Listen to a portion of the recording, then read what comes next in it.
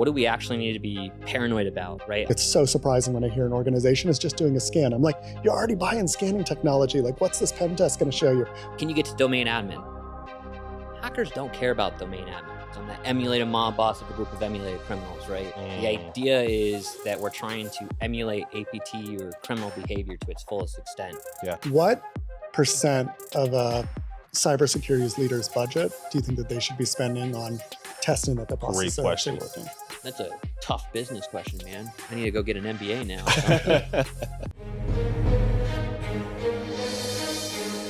Who says tech can't be human?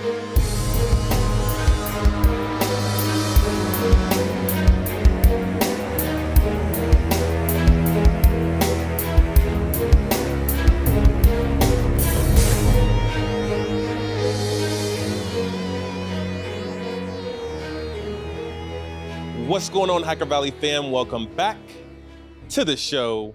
We are at Black Hat 2024. This year is special because there's a lot of moving pieces, a lot of parties, a lot of relationships being built and developed, and I have a great partner with me. I have CovertSwarm team members, and I have more coming later too. They're swarming Hacker Valley Studio podcast. My special guest for this episode is Ilan Fehler, US Sales at CovertSwarm, and Dahvid Schloss, Hive Leader. Welcome to the show, gentlemen.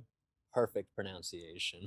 Thank you. We appreciate that. Take it very seriously. Your name is the only thing you can control. This is true. You can have multiple names too. You can have multiple names. And when I learned about CovertSwarm, I saw you all's branding and I fell in love. The thing that I fell in love about the branding was the "You Deserve to Be Hacked" campaign. And I thought to myself, why that? I love it, but I want to hear, especially from you, Ilan, why did you guys choose to use that as your tagline or branding? When I start talking with companies today, the first question I always ask them is, tell me about what you guys are doing for security today. Every single security leader, they always start in a defensive position. They're like, oh, we buy this system, we buy that system, we do this, we do that, we do this, we do that. But very rarely do I ever hear a security leader actually talk about, well, how are they actually testing that these systems, these tools, this technology, these people, they're actually doing the job that they're supposed to be doing. And to me, it's crazy. You can spend $5-10 million a year and buy the best tools, technology, and people out there. But if you're not testing if it's actually working, it's extremely susceptible to vulnerabilities. Right.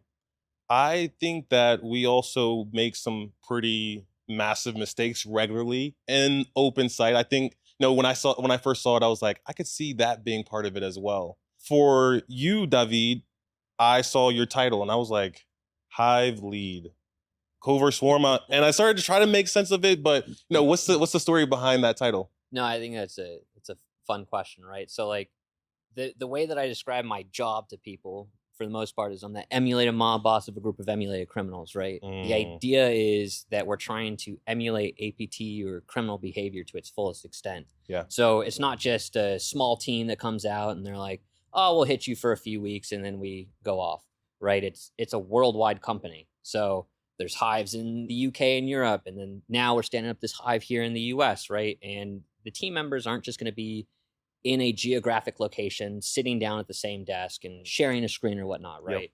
Yep. It's so much more than that because, let's be honest, criminals aren't going into an office. Some are.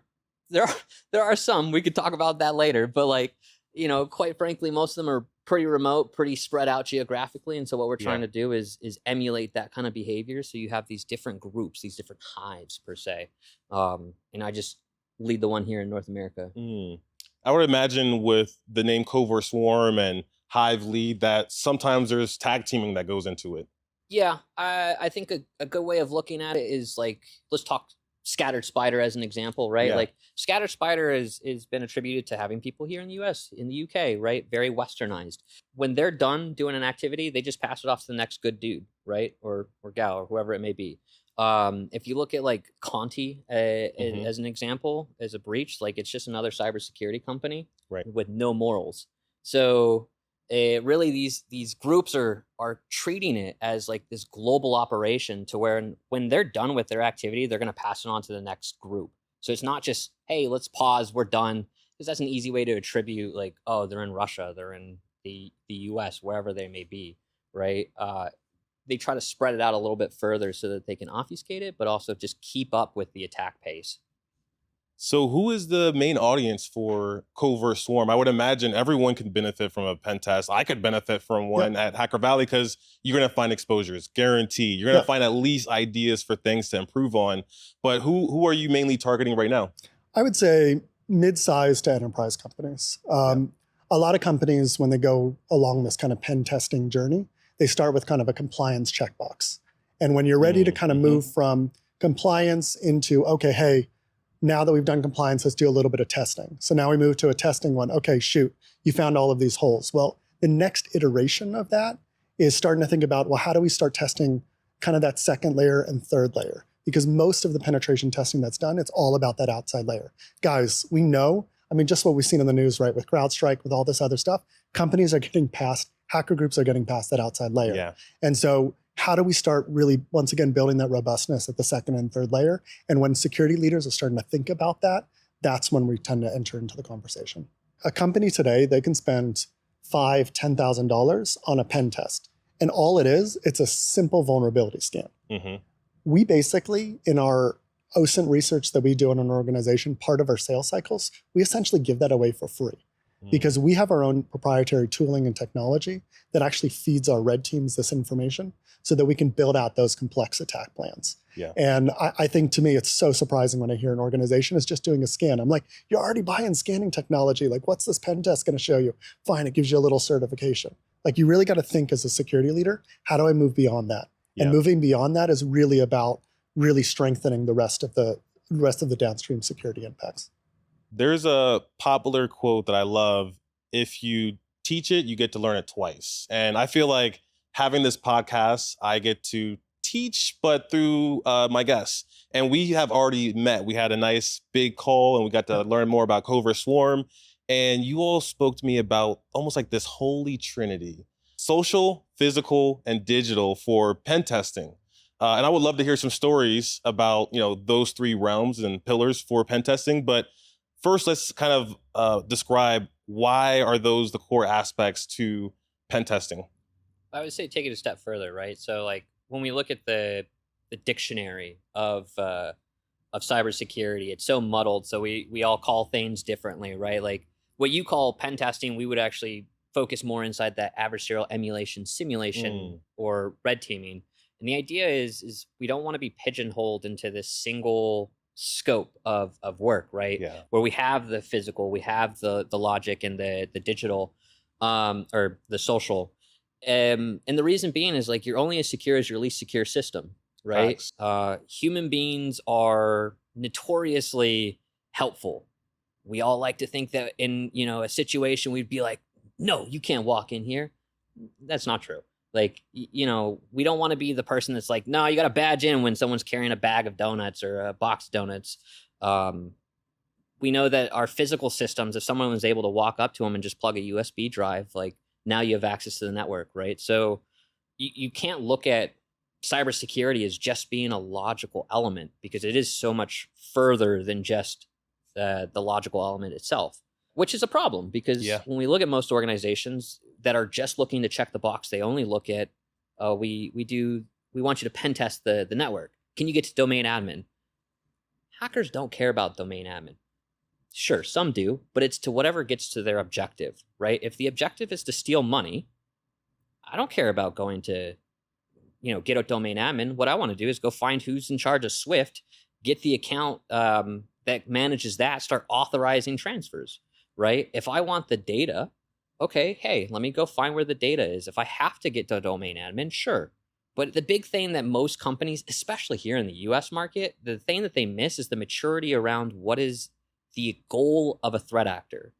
And every organization, industry is going to have something different, right? Like if you're medical, honestly, do you really care about securing your software development? No, because you probably don't do software development. If you're in med tech, sure, maybe that might change. But different strokes for different folks. And I think that we look at this in the US market as being like this stagnant, okay, APT1 is going to be relevant to every single person. You're like, no, they don't really care about you, right? MageCart isn't going to come in and try to hack you if you aren't an online retailer. their whole spiel is credit card skimming, Yep. right? So it's really focusing people to start looking at what do we actually need to be paranoid about, right? I call it the justifiable paranoia. We're allowed some of it. And the part that we don't want to get into is like where we're almost at borderline conspiracy theory, right? Practitioners in cyber, we're the worst about this. You're either a conspiracy theorist about it, like, oh, dude, we're all screwed, or FUD. yeah, like, oh my God, AI, and you're like, bro, please just stop talking about it, right? Like, Devin is 18% accurate, right? Yeah. It was the last number I saw. And for those that don't know, Devin is an AI programmer. It's Yeah. cool. It's cool. It's cool to see, but it's still in its infancy. Right. It's super neat. It's a nice idea, right? And as it grows and as LLMs get better, it'll become more and more scary. But like, we shouldn't be so focused on AI where we're still not even locking our doors, right? Like, what's the point? You know, you have to start from the basics. And what most people don't realize is the basics is more of the policies and procedures than it is actually the technology and items that are put into place. Right. So let's go through some story time. Let's open up those storybooks. When I think about those 3 pillars, starting with social, when I want to gain access, the first mechanism that I use is social. We were just at a Black Hat party yesterday. Coincidentally, we weren't trying to go to the Black Hat party. We were trying to get dinner. And then there was someone at the door. They said, hey, if you're not on the list, then you can't eat dinner here. So I said, oh, well, whose party is this? And they told me. And we had just spoken to that company. So I just started naming names until I got a match. And then they said, all right, you all can come in. No verification, no anything. And that's just for going to a dinner. And I can only imagine someone calls a support line or a cybersecurity team member or a group of people and start to express their concerns and start name dropping, you'll respond differently. So what stories have you experienced in your experience of pen testing? So as Ilan said, right, like, I think you put out like it was 80%, like the last number I saw was like 93% or something like that. It's insane. Like, the way that people get in is typically through some sort of social engineering. And I kind of mentioned it earlier. It's all about people want to be nice.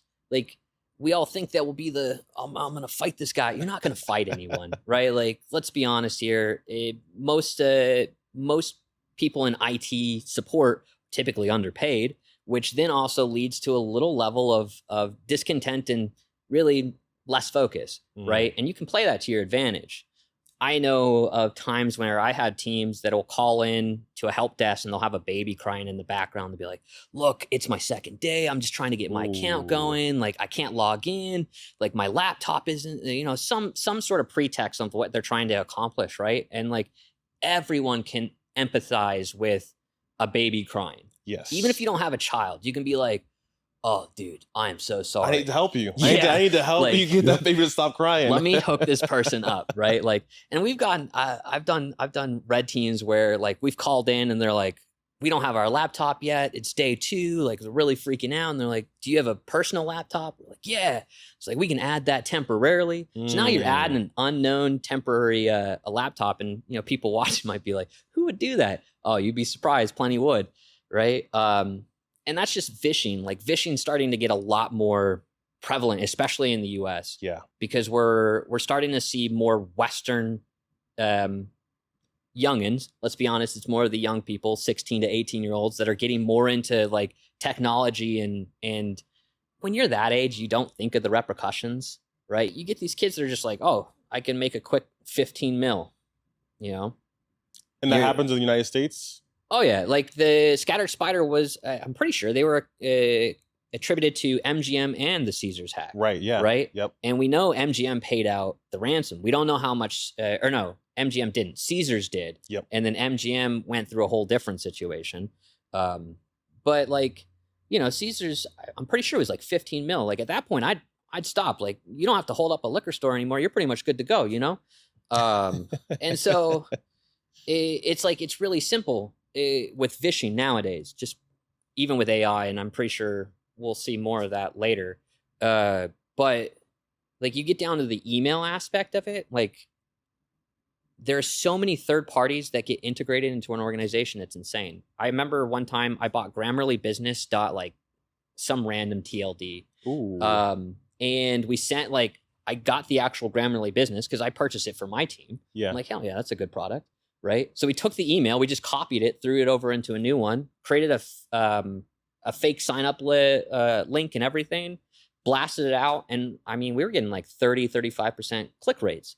And so like, I felt bad for the IT team because they later told us that they were getting help desk tickets on why they couldn't log into their Grammarly business. Like that's the only reason they knew something was going on. But like it's very, very simple. It's not the standard like, hey, you know, the old Nigerian print scam. Yeah. Right? Like most people don't realize that scam's been around for 10,000 years. That's like the oldest scam in the book. Mm-hmm. And it still works in today's technology, right? So like you just have to change it up just a little bit to be relevant to an organization. You can walk right in. I can actually add to that. So a real story from the swarm that we did recently was there was a bank that we were working with. And today, OSINT research, it's so easy to figure out where somebody works, where somebody goes to church, where somebody hangs out. You know, are they on a club? Are they on this club, that club? Whatever it might be, personal information about them. And so this company hired us to do a spear phishing campaign. And essentially their executives, we saw that one of their executives was also listed on their kids' soccer team as like the coach or the head or finance, whatever it was on the kids' soccer team. And it happened to be the CFO of the company. And so what we did is we just looked at the schedule of the kids' soccer team. We saw they were playing this team next week. And we just posed as the opposing coach saying, hey, can you please validate this roster? And we sent the roster as a SharePoint file. That CFO opens up that email on their work, logs into the SharePoint, opens it up, boom, all of a sudden we have access. Now, kind of coming back to what Dahvid was mentioning before about it's not just about getting domain access. So from that, we realized that the CFO had access to all these other systems. So eventually we were able to get into the vendor payout system of what the CFO could authorize. So we actually set ourselves up as a vendor in the vendor payout system to pay us $1 million. Obviously, we didn't hit go on that. Yeah. But it's about understanding and testing all those secondary and third layer processes and procedures. So if we would have hit go, what would have the additional authorizations been put in place? What would the additional policies been put in place in order to validate that before that money moves? That's probably the last step. Yeah. That's terrifying because that could throw everything into a tizzy. Yep. In this situation, it sounds like the CFO and the CISO would really be in the hot seat. Yep. Let's talk about the physical space, because I know a lot of pen testers that, you know, operate in the physical space, a lot that I look up to and admire, but I haven't heard of any stories of an attacker, like an adversary, using physical access to gain access to like the network. So what has been your experience as a pen tester, but also what have you heard or seen in the news as a adversary taking that same tactic? Yeah, I think when we look at criminal organizations, right, like it's always about the least amount of risk for getting caught, which is why we don't typically hear of physical exploitation from APTs. But it's definitely not unheard of. North Korea recently, a couple of years ago, time blindness, I say that's quite recent, right? But they were found taking USB drives to a German tractor company and then plugging the USB drives and implanting malware into the German tractors as a way of proliferation, right? So it's definitely not unheard of. The Bangladesh bank heist started off with some physical social engineering. $1 billion for that one, right? Yeah, $1 billion. Man, what a bank heist. I could talk all day about that. I think that's one of the coolest stories of all time. But they did only run away with 300 mil instead of the whole. Oh, bad day. Yeah, bad day. Bad day to screw up where the money went. But yeah, so like physical is still very much a possibility. I think that the majority of the time when you do see it occur, it's more so from nation states than it is from your everyday scattered spider. But it's not outside the realm, especially with banks. I mean, we've seen plenty of times where ATM hacks happen, and to do an ATM hack, you can't be remote, right? So they do occur. I have to jump in for a second to share some details about our sponsor for this episode, CovertSwarm. When people think about cybersecurity, they're often focused on websites, apps, and annual testing. But the truth is, real risk doesn't just sit behind a firewall. The biggest vulnerabilities often come from people within your organization. I'm talking about phishing, human error, and gaps within training. This is where attackers focus and strike first. And if you're thinking that a phishing test is going to stop them, think again. Physical security is huge and is often overlooked. Once a hacker gains access to your building, your entire cybersecurity perimeter is exposed. Our friends at CovertSwarm take security seriously. So seriously that they're constantly attacking their clients through digital, social, and physical methods to find the cracks before bad guys do. They show you how they got in, and they also will work with you to help you shut those doors for good.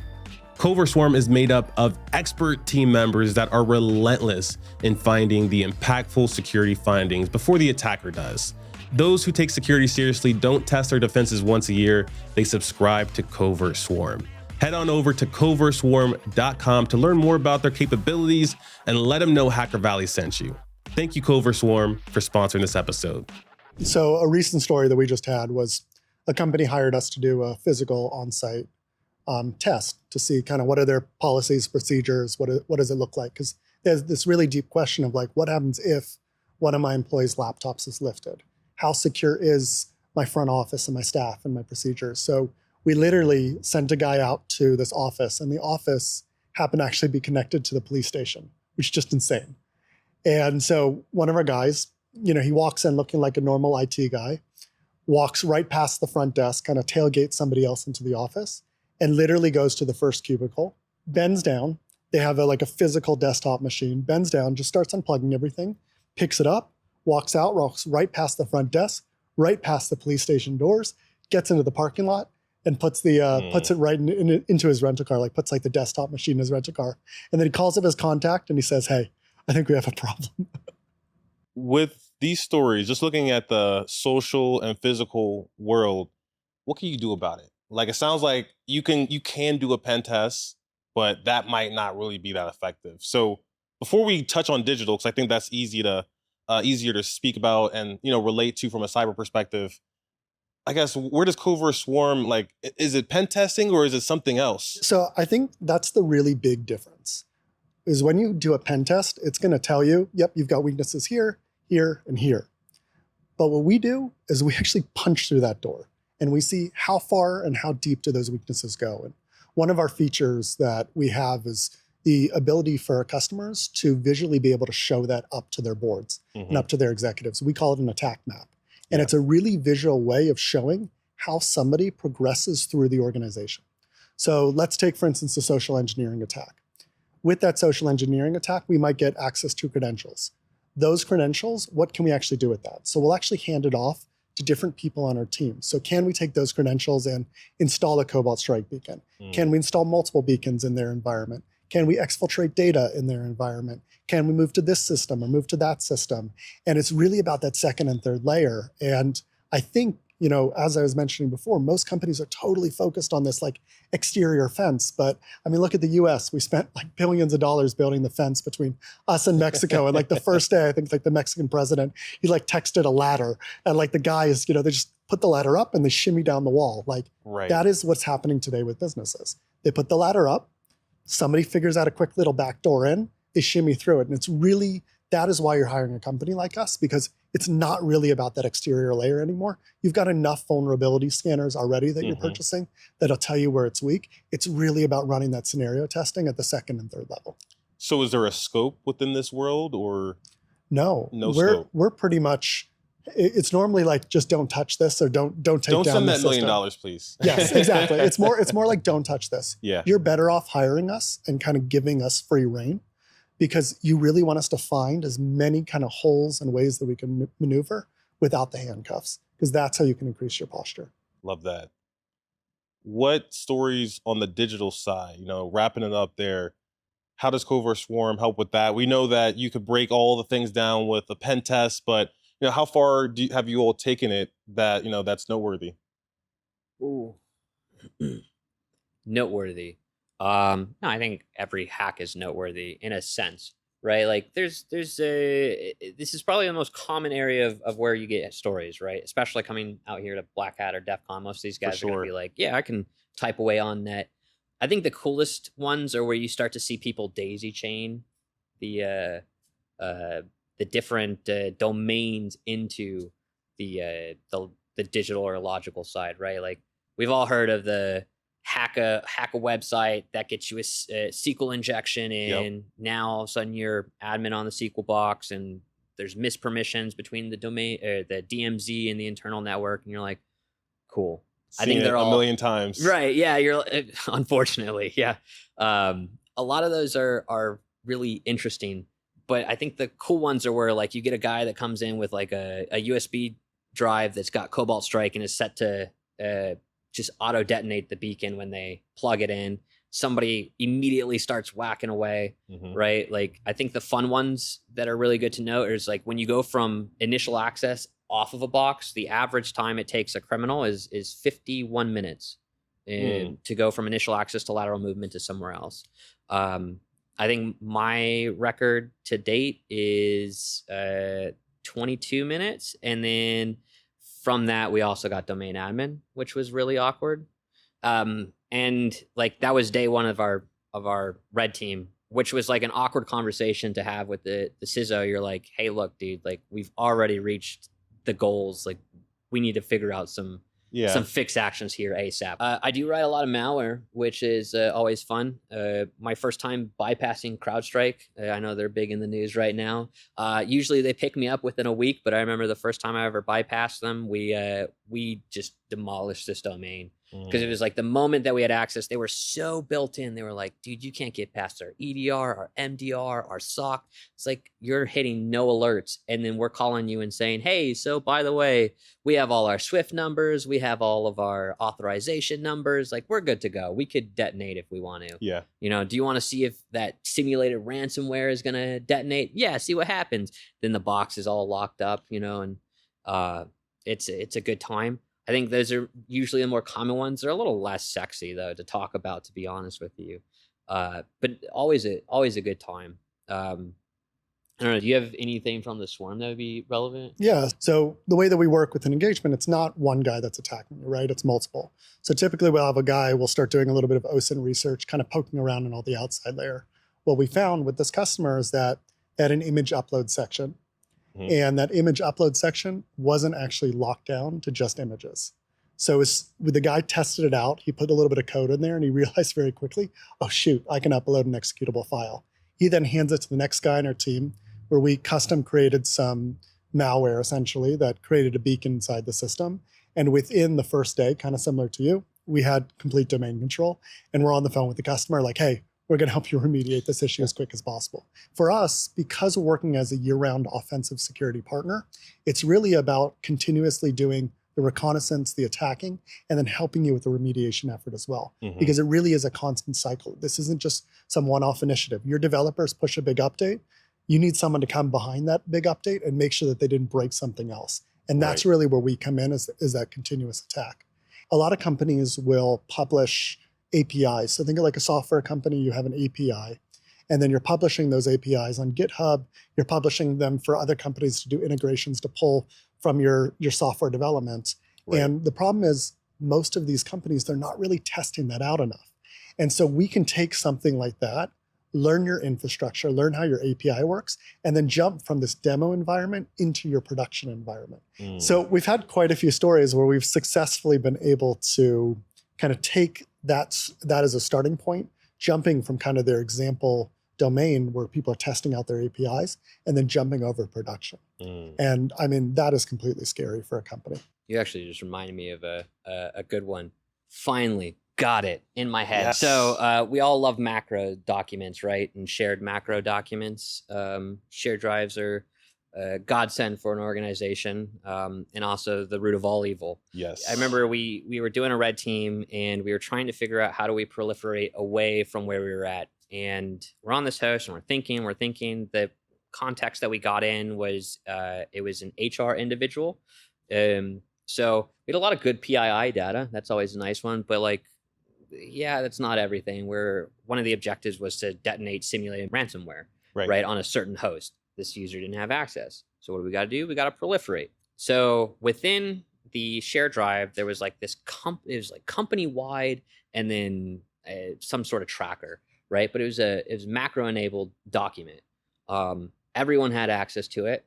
I didn't know how many people would access it, but I was like, oh, screw it. Let's go open up the document. Let's look at the VBS inside there, start to manipulate it. And all we changed was we just added it so that it would create reverse PowerShell tunnels back to us. And, save the document. We're like, all right, come back maybe in a day or two. We'll see something. It was like 30, 40, 50, and we'd only been at an hour. And we're starting to get upwards into like 120. I'm like, this is getting out of hand. So just from like coming in and just manipulating a document that everyone still felt was pretty safe, like there shouldn't be anything wrong, right? It's very similar to what an attacker would do or a threat actor would do, right? They're not trying to make themselves known. Yeah. Everything is supposed to just use what is already there. So if you have a trusted macro document, like don't put it on a share drive, like that's already a bad one. But yeah, I think we walked away with something like 220 different connections. It was insane. But we got access to our machine after that. That was pretty nice. And everything else. Yeah. Nice old finance documents. I think the only people we didn't get were the executives, but we got plenty of directors. That's always a good day. When you look at something like penetration testing, red teaming, or even adversarial emulation, you would think that banks would have it. Or companies that have very sensitive IP are going to have someone in-house that's constantly doing this. And maybe they have a red team or a small red team at best, but I still think that there's big gaps. So why are companies not investing more on this topic? Cost. I think it does kind of come down to cost, but it is expensive. It is. Talent in cyber is crazy expensive. Yeah, especially when you start to look at full burden costs, and we can go down the business element and in a rabbit hole all day. The other piece is a lot of organizations misunderstand where their maturity truly is, right? I'm not going to name any names, but we all know of major retailers out there that have been hacked multiple times. And if you ask them how mature their cybersecurity program is, they'll be like, oh, it's super mature. And you're like, oh, cool. How many red teamers you got? Maybe 2. Yeah. Yep. Banks do the same thing. Everyone just really has been sold this idea, especially as Ilan has said, around technology, where it's like, we have a single pane of glass that solves all your problems. And you're like, okay, cool. But if you don't check that one checkbox that says stop malicious activity going outbound, well, we put so much emphasis into these technologies and controls that people are like, oh, I'm good.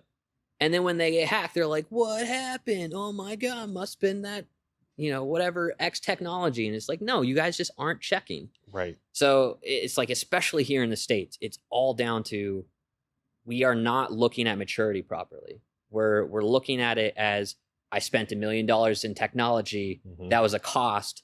And now I'm secure.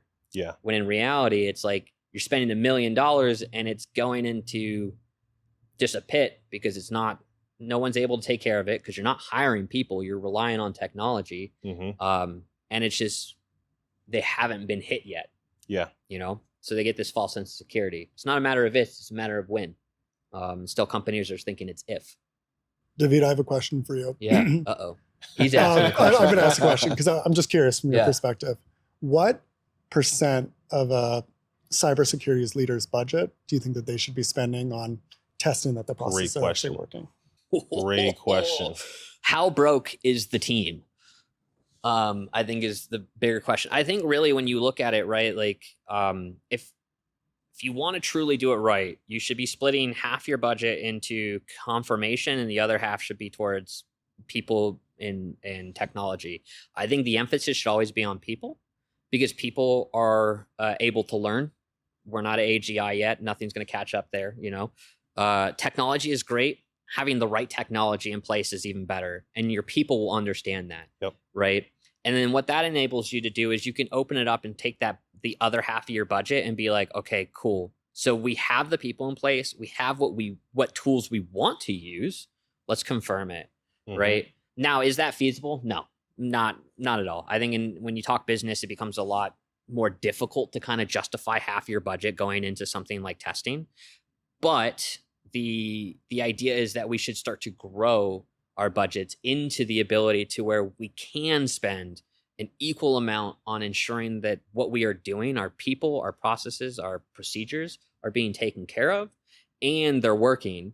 And then, if you need to borrow from that budget you can to increase for people element. But no, that's a tough business question, man. I need to go get an MBA now. So. Thank you, Thunderbird. I like the idea of trying before you buy. Like try out a service, like try out a solution like CovertSwarm before you just go out and build a team around that, because you never know what are those gray areas that you just haven't developed the muscle for. And maybe you actually shouldn't do that. Maybe there's a good reason. People used to build their own phishing solutions, and now we've just learned that it's always better to trust a vendor. Do not try to build a phishing solution, period. Oh, you mean internal? Internal, right? Okay, internal. Always hire a vendor. It's a lot smarter, and it scales. And it sounds like that's one of the force multipliers for you all, is you don't have to hire us full-time W-2, but you get the benefit from our swarm that's gonna really take that adversary emulation as far as possible. I think just to kind of add to that, a lot of our customers, they have full-blown red teams. Okay. They might have Really? 20, 30 members on their red team. But the big challenge is two things. One, there's a huge amount. If they have 20, 30 people, and you got to think like, $200,000 to $250,000 per head count, that's a huge freaking budget. Yes. And then you got to think about their attack landscape and their attack surface. They must have a massive one. Yep. And what happens with a team like that is there's all this stuff. They have this wish list of attacks, wish list of ideas that they want to do, but then they go internally and they're like, hey, we really want to attack this, hand slapped. Hey, we really want to attack this, hand slapped. Hey, we really want to attack this, hand slapped.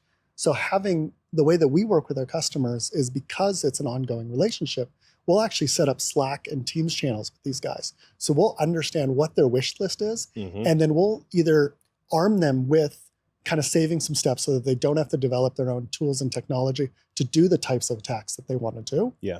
Or we'll actually help them cover some of that additional landscape.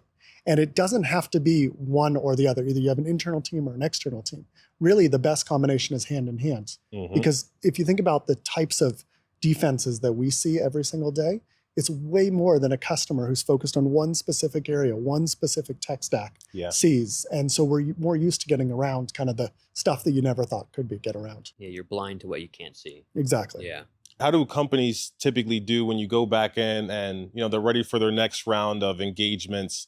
Do you typically see improvements, them staying at the same place? What has been your experience so far?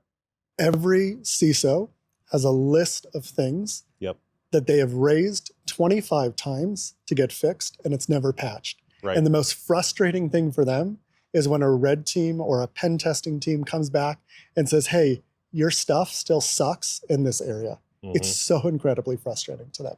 So, I think that for them, like the value that we provide, now they're not just saying, hey, we have a hole here. Now we're saying, hey, we have a hole here. And because of that hole, these guys were able to exfiltrate the PII information. These guys were able to take over our website. These guys were able to shut out the accounting team out of their systems. That is real value, and that is real power. Awesome. So I wanted to kind of end things off with a little piece of advice. You all are looking at something very sensitive, people's data, their team structure, even sounds like to some extent their physical organization itself. What advice would you have for security teams to be one step better and more prepared for when they're ready for an adversary emulation? It's not a laundry list of things that you have to address. I know we've been harping it a lot. That those policies that you wrote, don't just review them once a year. Those policies need to be tested. You need to run simulations against it. That should be something that is adjusted at least quarterly with every major developer cycle and release, because things change, people change, your tooling changes, upgrades happen all the time. That's really important. If you want to look at security, think about when you're locking the doors at night at home, right? Why do you do it? Is it because your neighborhood's unsafe? Probably not. Maybe some of you. Most of us, though, I think we feel pretty comfortable in our homes. Yeah. When we talk cybersecurity, it's just a bunch of doors. It's really just whether it's logical, it's people, it's physical, it doesn't really matter. It's just a bunch of doors. So consider what you want to lock, and make sure that you put that same muscle memory into locking it as you would at home. right? Mm. If you can start to break it down from its ginormous pieces, because it's a massive field, it's impossible to know.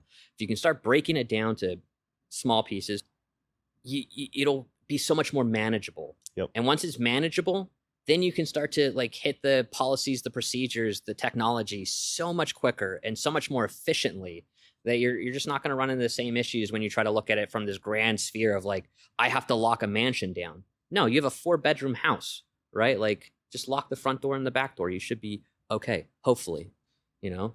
I think that's sound advice. You know, you have to figure out what's most important and retest, test, and also build that muscle memory. I really like that. I think everyone should definitely, you know, take a page out of that book and also call CovertSwarm. Ilan, Dahvid, thank you so much from the bottom of our hearts for partnering with us, but also taking some time out of your busy DEF CON schedule to come speak with us. And with that, we will see everyone next time.